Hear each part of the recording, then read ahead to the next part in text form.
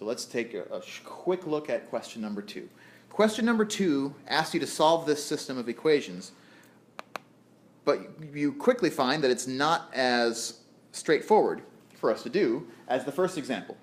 In the first example, we were already really well set up to use the substitution method because, again, that y, one of the variables, y in this case, was already by itself on one side of one of the equations, which allowed us to just drop that expression into the second equation.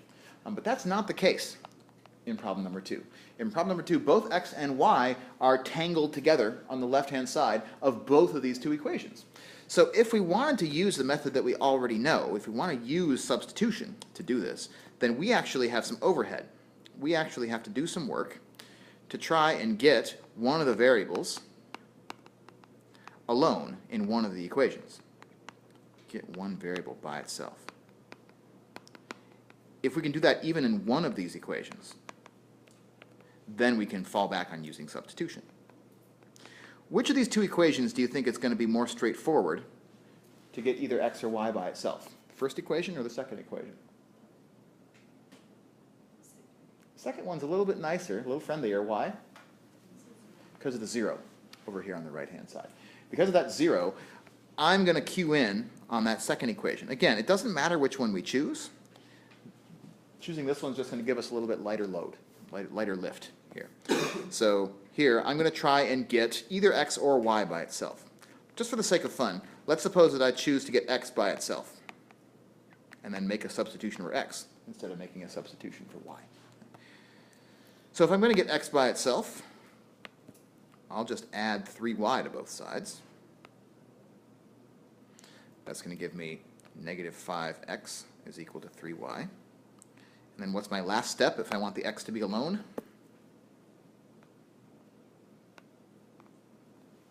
Just divide by negative 5. And so what I end up with is the equation x equals negative 3/5 y. So essentially what we've done at this point is we've just rewritten that second equation in a way that turns my original system, which doesn't look like it's well set up for substitution, into a new system that has the same solution, but which now is going to be set up a little bit more nicely, x equals negative 3/5 y, for us to use substitution. And if I choose to use substitution here, then what am I going to substitute, and where am I going to substitute it? What do you think? What am I going to put where?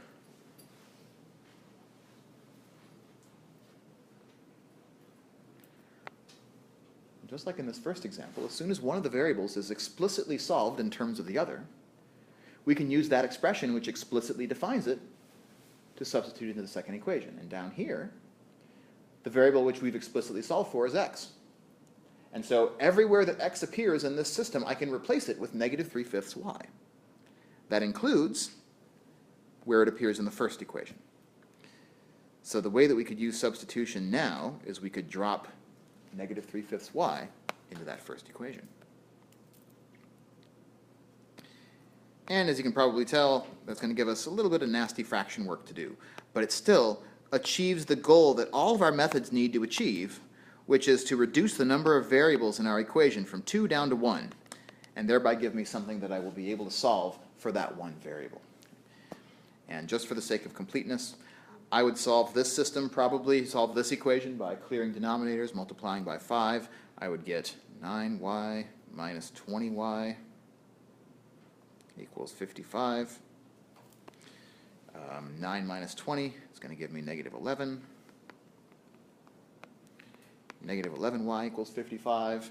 Divide both sides by negative 11. Turns out I actually get a pretty nice number. Y equals negative 5. And then once I know that y is negative 5, I can do the same thing that we always do to turn that y back into an x. Just substitute back into any of our original equations. Let's say I substitute into this one. I'll get that x is equal to negative 3/5 times negative 5. And when I multiply those out, I end up getting x equals positive 3. And there we have it. So really the purpose of me showing this example at the end is to show that yes, we can still use the substitution method even when the system wasn't already kind of nicely set up for us to do so. It just requires a little bit of overhead. Get one of the variables by itself first by doing that algebra. And then once that's done, the substitution method rolls on just as though it were that way from the beginning.